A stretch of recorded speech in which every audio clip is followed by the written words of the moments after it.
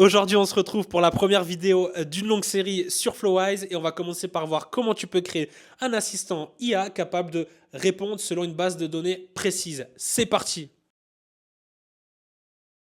Je suis super content de vous retrouver aujourd'hui pour une petite vidéo où on construit un scénario. Enfin, vous allez voir quelque chose d'un peu différent, mais enfin bref, pour une petite vidéo, on vous apporte de la valeur. C'est super intéressant toujours. Alors, je suis obligé de me justifier un petit coup. Pourquoi je n'ai pas sorti de vidéo en, je sais pas, une semaine et demie, quelque chose comme ça, une semaine et demie, 2 semaines. Parce que la caméra que j'utilise, ou plutôt que j'utilisais, est à ma copine, et ma copine est active sur les réseaux sociaux. Du coup, elle avait forcément besoin de cette caméra. Et donc, moi, je n'ai pas pu l'utiliser. Mais vous voici, vous voilà. On a une belle caméra toute neuve pour tourner ces vidéos. Donc, je suis super content. Voilà. Assez parlé. Enfin bref, qu'est-ce qu'on va faire aujourd'hui? Petite goutte de café. Aujourd'hui, donc c'est la méta un peu qu'on va prendre pour les prochaines vidéos. On va diguer au maximum Flowise et tout ce qu'on peut faire avec ses agents séquentiels, assistants, etc. C'est aussi la méta que je suis en train de prendre pour Polpix. Ok, toujours dans une optique de productiser, aller rapide et délivrer un maximum de valeur aux clients. Je vais me diriger là-dedans, dans une niche spécifique. Mais on en parlera très certainement au niveau du vlog qui sortira dimanche, donc le vlog de la semaine. Ok. Donc si on parle un peu plus concrètement de ce qu'on va faire. Donc on va créer un assistant tout simple. On va monter crescendo dans les vidéos. Commençons simple et on augmente le niveau de difficulté gentiment. Ok. Donc on va utiliser N8N, Flowise et Pinecone pour la knowledge base. Voilà. N8N va nous servir à mettre à jour toutes les semaines notre knowledge base avec le menu d'un restaurant. Ok, donc on imagine que c'est pour un restaurant. Un petit chatbot sur son site web où tu viens, tu dis qu'est-ce qu'il y a à manger aujourd'hui, tac, il y a ça. Donc voilà, top.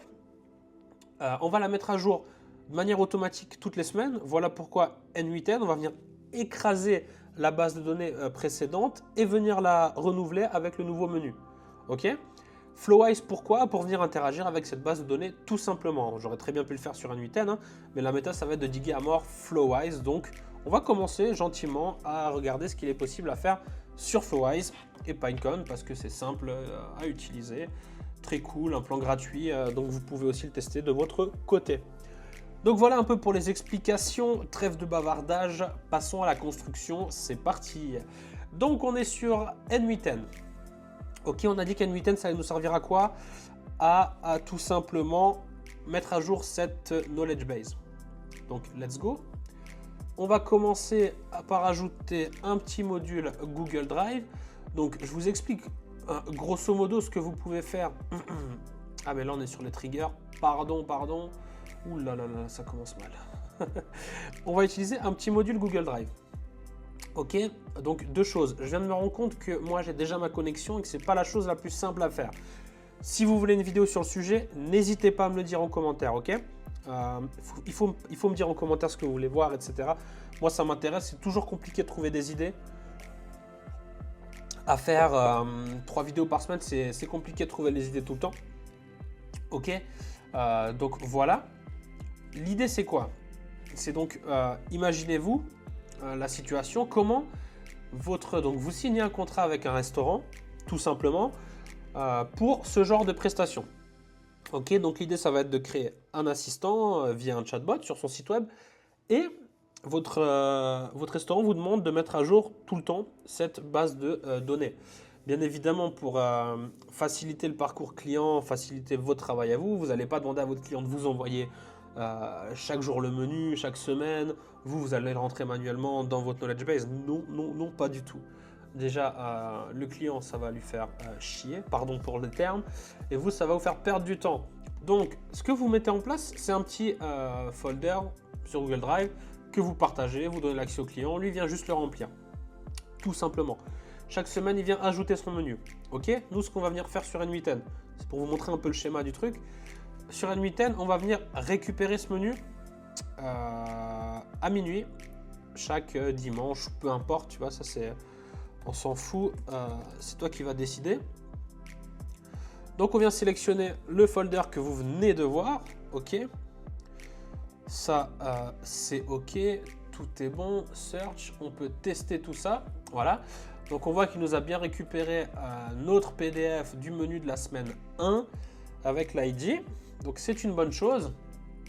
On est bon. Ce qu'on va venir faire ensuite, c'est bien évidemment venir télécharger ce fichier. Au niveau du file, tu viens choisir schéma ici et tu mets ton petit ID ici. Tac, bien évidemment. Donc là, on est bon. Si tu viens tester ici, tu peux voir que le fichier a bien été téléchargé. Et voilà, un petit menu tout simple. Chèvre chaud pour lundi, un poulet rôti en plat, les pommes de terre sautées et en dessert une tarte aux pommes. Donc voilà, donc, toujours mieux que la soupe de courgettes et basilic du mardi. Enfin bref, c'est un autre débat. Donc là, tu vois qu'on est bon. Donc là, qu'est-ce qu'on a fait? On a tout simplement téléchargé notre fichier. Bien évidemment, au niveau du trigger ici, tu mettras un trigger qui justement viendra, il y a une mouche, pardon, viendra ici et tu mettras un trigger comme ceci qui va venir se déclencher quand toi tu l'auras décidé. Ok? Donc c'est déjà une bonne chose ce qu'on vient de faire là. Maintenant, on va choisir Pinecone, Vector Store, ok? Comme d'habitude, ça je peux te montrer, je ne sais pas si la clé API elle est visible ou pas, ça me ferait claque de la changer, mais bon c'est pour le test.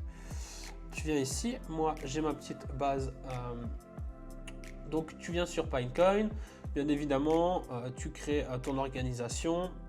Encore une fois, je peux vous faire une vidéo, mais c'est quand même assez fluide, enfin, c'est pas si compliqué de le faire, enfin, de créer, si tu veux, ton espace Pinecone, hein, c'est comme ça, comme tout ça, voilà, tu vas, tu t'inscris et tu arrives sur quelque chose dans ce style. Ensuite, tu peux créer des index. Donc moi, tu vois, j'ai l'index restaurant qui est ici, avec les besoins. Donc, tu peux créer des namespaces, mais on ne rentrera pas dans les détails de ça actuellement. Ce qu'on va faire, c'est qu'on va tout supprimer.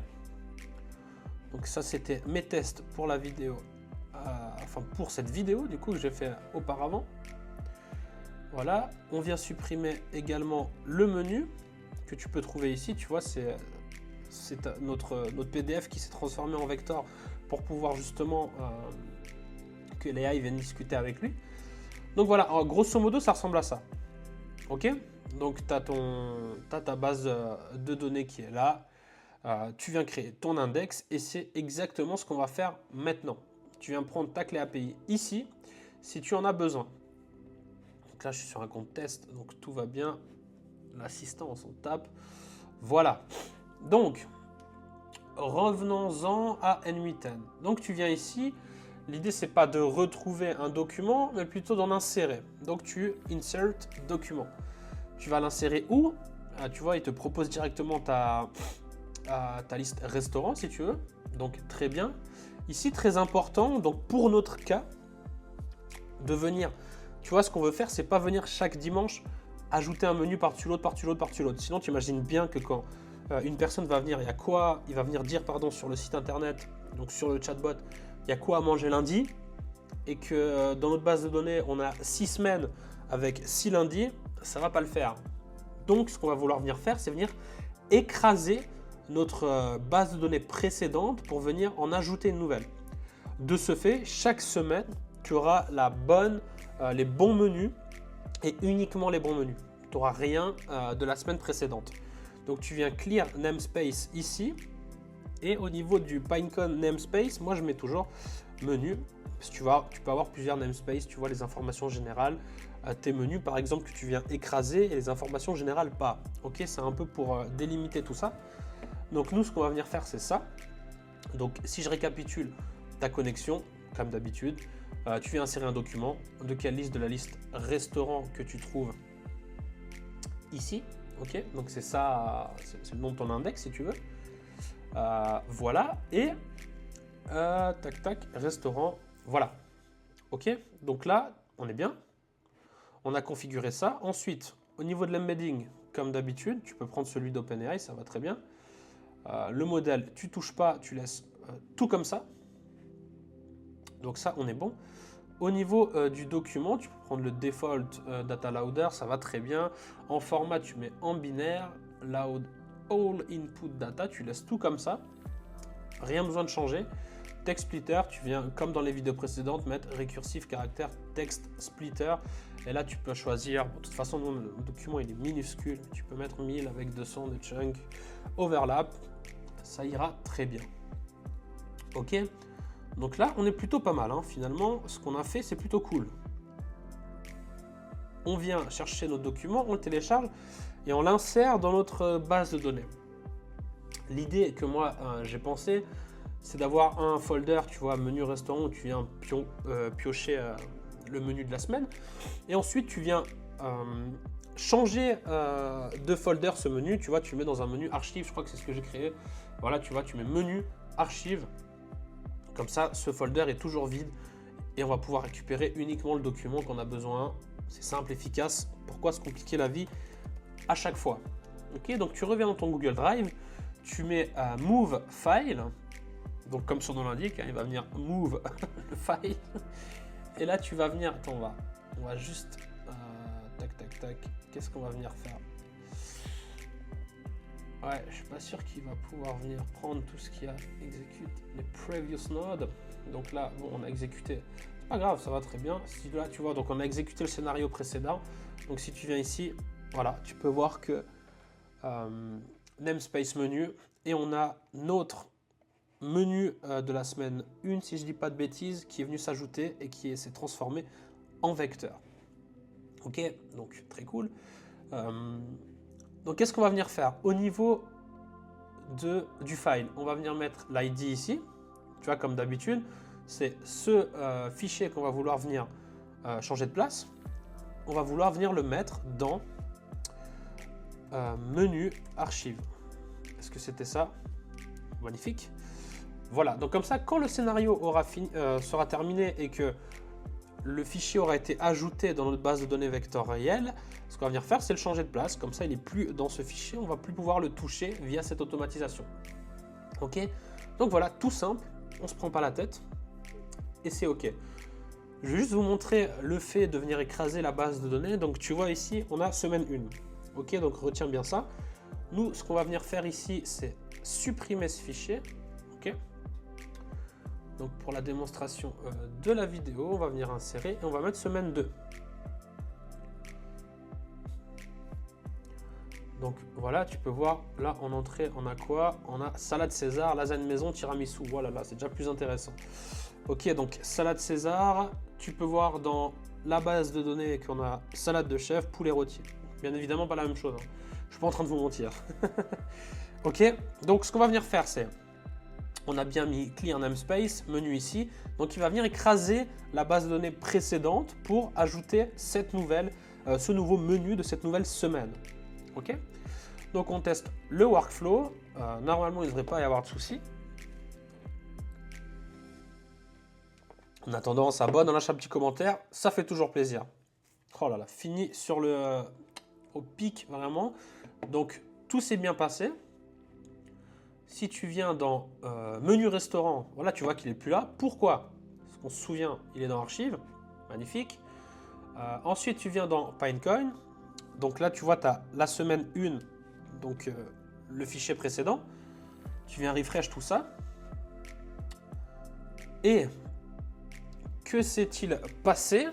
Là, tu vois que tu n'as pas deux documents, mais tu n'en as bien que un. Pourquoi? Parce qu'on vient écraser, on ne vient pas rajouter sans écraser ce qu'il y avait avant.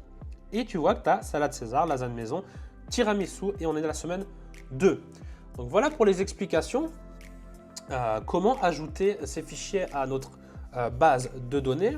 Tu vois, pour ça, tu n'as pas besoin de créer une base de données, etc. Tu peux très bien utiliser les outils natifs que tu trouves sur Flowise et N8N, mais c'est pour t'expliquer un peu le cheminement pour aller plus loin, tu vois.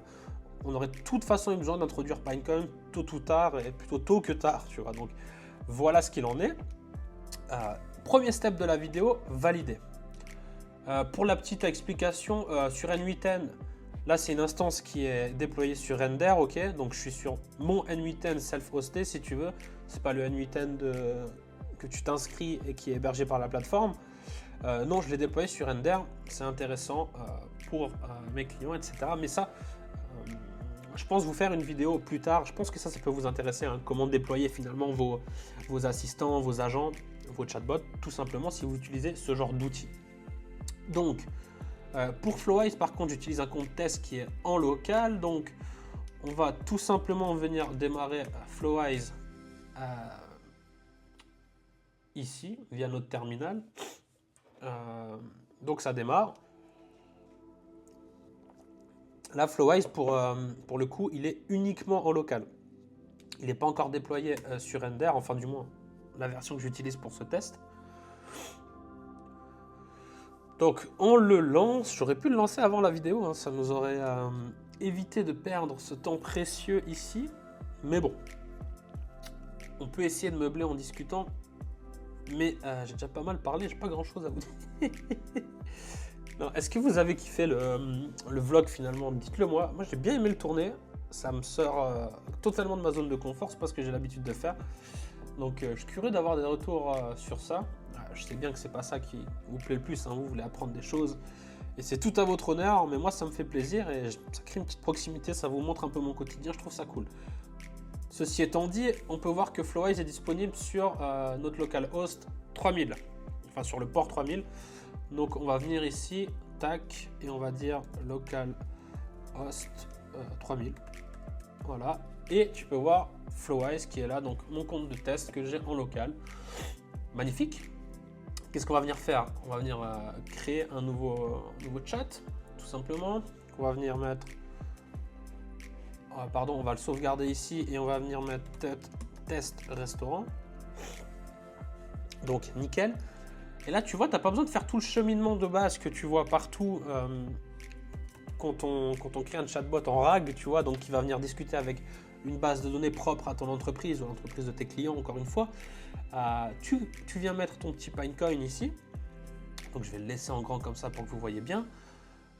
Tu vois, tu n'as pas besoin de mettre le document, tu n'as pas besoin de le relier. Pourquoi? Parce que dans notre base de données Pinecoin, on a déjà fait cette étape au préalable. Ok? Automatiquement toutes les semaines. Donc nous, ce qu'on a juste besoin de faire, c'est mettre un embedding, bien évidemment. Donc, tu connais la chanson. Embedding OpenAI. On se complique pas l'affaire et on vient le mettre ici. Tu as juste à le relier, à mettre ton crédit d'OpenAI. Ça, on l'a déjà traité, c'est pas compliqué. Mais voilà, encore une fois, si vous voulez que je vous remonte tout ça, comment déployer, enfin, comment effectuer les connexions, c'est possible de le faire. Record Manager, c'est super intéressant, mais là, pour le coup, on n'en a pas besoin vu qu'on l'a fait au préalable.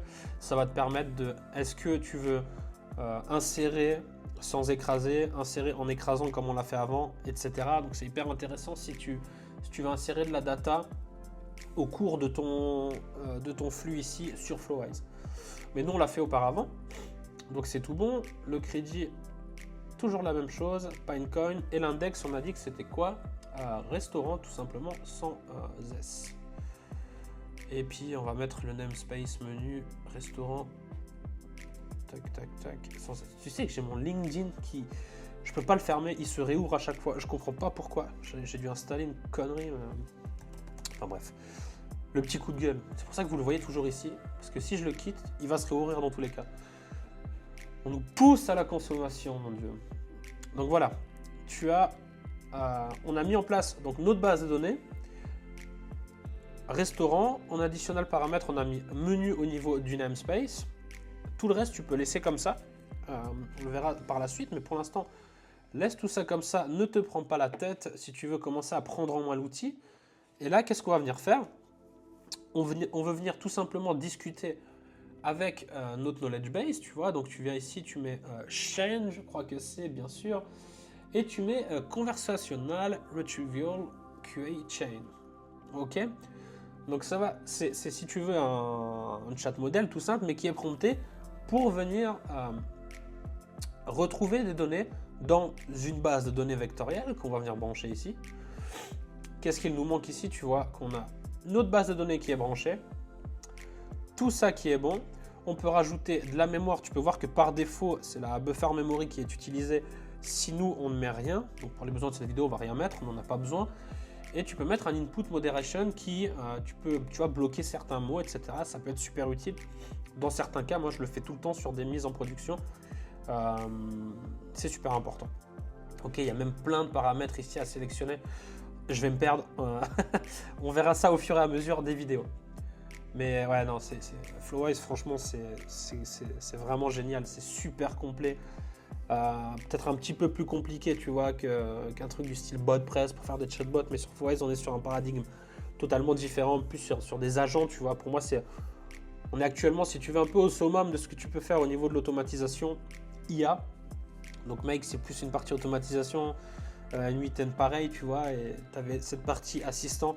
Et maintenant, quand tu crées des séquences d'agents, tu as vraiment combiné les deux en appelant des outils, enfin des trucs comme Make, etc. Et tu crées vraiment des choses. Vous allez le voir dans les vidéos suivantes. C'est complètement incroyable. Et vraiment une plus-value monumentale pour des gens qui ont une entreprise, etc. Donc, ouais, non, génial. Ceci étant dit, on va mettre ça à 4. On met Floweye, sinon il va délirer. Le modèle utilisé pour tous vos tests et même pour votre mise en production, tu vois, si tu as pour aller rechercher de la donnée ou des choses comme ça, tu utilises GPT-4 au mini, ça coûte rien du tout et c'est quand même assez performant. Après, par exemple, si tu crées une séquence d'agents avec des workers, etc., au sommet, tu peux mettre un Claude ou GPT-4 tout simple. Mais voilà, ça c'est aussi super important. Quand vous créez un flux, n'utilisez jamais le même modèle. Tu peux même le passer.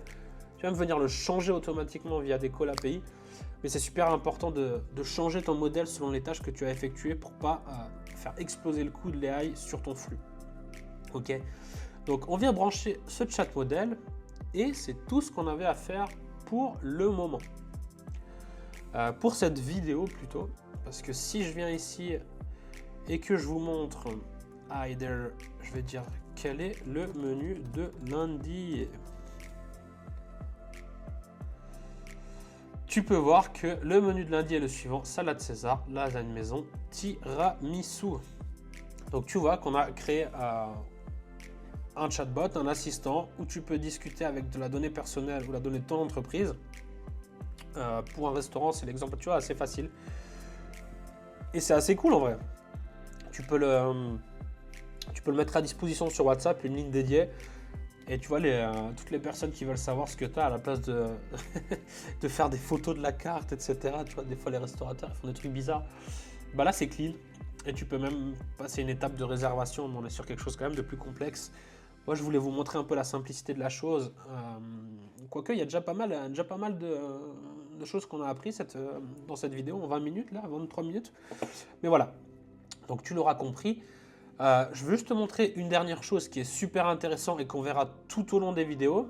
Si tu viens dans paramètres ici et que tu viens dans configuration, tu vois que tu peux analyser ton chat flow.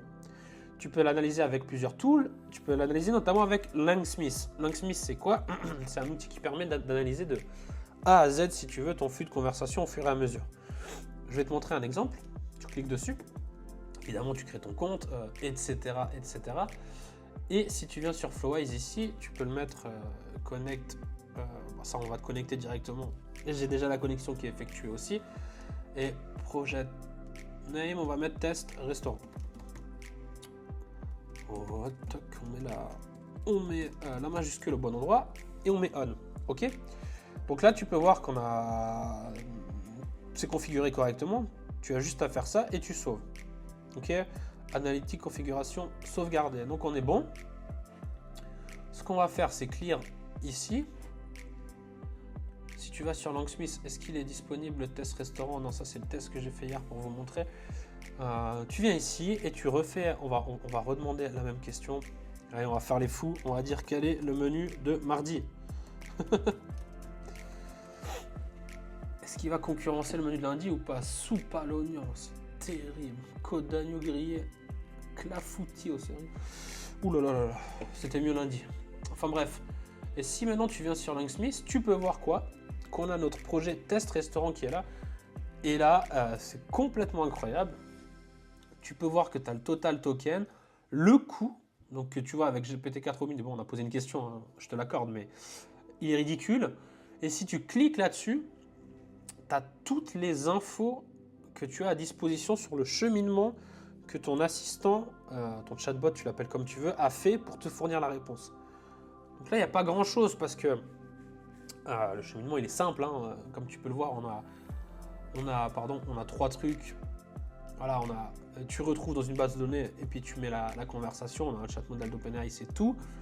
Mais quand tu crées des agents séquentiels, quelque chose de big, et que tu dois débugger peut-être ça, ou même que ton client, tu vois, tu veux facturer ton client tout simplement, parce que tout son flux est disponible sur ton instance, bah, tu peux venir tirer de l'information de là, sur le coût de l'AI, s'il utilise une AI qui est chez toi, ou tout simplement s'il a envie de savoir le coût semaine, ou retrouver toutes les conversations. Enfin, vraiment, c'est indispensable si tu veux de connecter tous tes chatbots à Lancsmith. Et là, donc si tu viens là, tu vois, donc on a posé la question, quel est le menu de mardi?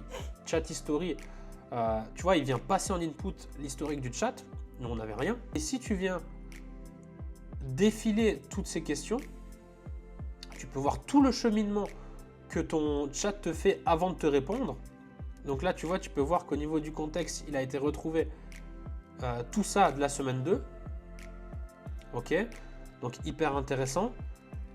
Il a passé tout, voilà, tu vois, on a été rechercher toute notre PDF que tu peux trouver ici.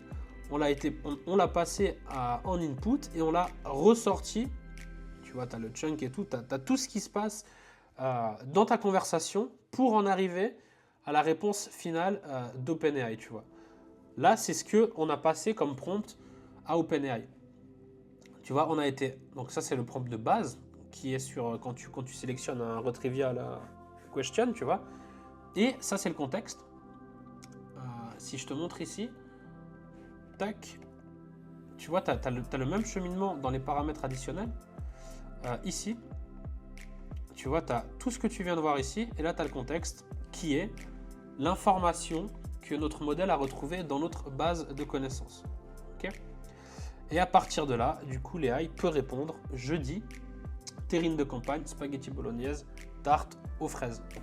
Donc vraiment, utiliser Lancsmith, on va l'utiliser tout au long de notre série de vidéos sur Flowise. C'est vraiment hyper pertinent et incroyable de l'utiliser.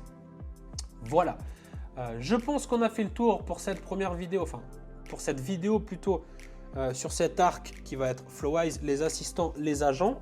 J'avais une coupe de cheveux terrible. N'hésitez pas à me dire si ça vous a plu. J'ai vu que ça vous plaisait bien de passer du temps, etc. Donc je ne vais rien couper à cette vidéo. On va la laisser telle qu'elle. Et voilà, donc magnifique. On se quitte là, la petite outro, et c'est parti. Voilà l'équipe, j'espère que cette vidéo vous aura plu, qu'elle vous aura apporté un maximum de valeur. Comme d'habitude, vous connaissez la chanson, n'arrêtez jamais d'apprendre, c'est super important.